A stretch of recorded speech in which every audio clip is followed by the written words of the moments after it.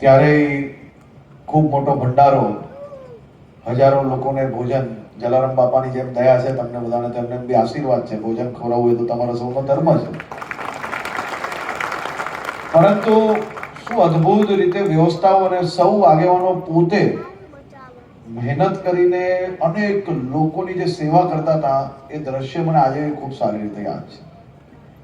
હું લોહાણા સમાજના સૌ આગેવાનોને બે ચાર સામાજિક વિષયો પર આવનારા દિવસોમાં આપણે કઈ રીતે કામ કરી શકીએ એ દિશામાં વિચારણા કરવી એ આજના સમયની સૌથી મોટી માંગ છે. સમાજ જેમ જેમ સુખી અને સંપન્ન થતો જાય તેમ તેમ ઘરના વ્યવહારો અને આપણી આવનારી પેઢીઓના જે વ્યવહારો બદલાતા જાય છે. એને કઈ રીતે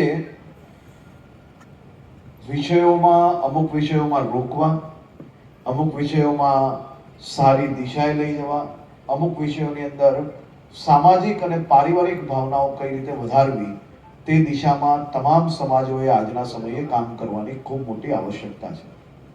સમાજમાં જે સમાજો આપણા સહકુટુંબની ભાવનામાં જીવવાવાળા સમાજો હતા એ જ સમાજોમાં હમણાં આપણે જોઈએ છે કે એક પછી એક વૃદ્ધાશ્રમ આપણે ખોલવા પડે છે.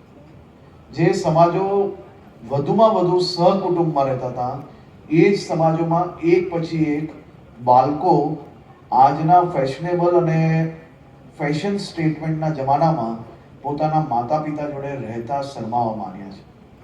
હું કોઈ તમારા ત્યાં શું વ્યવસ્થા છે, શું પરિસ્થિતિ છે એનો મને એક્ઝેક્ટ અંદાજો નથી, પરંતુ હું સ્પષ્ટ એવું માનું છું કે જે પ્રકારે આ વ્યવસ્થાઓની વધારો આપણે જે કરવો પડે છે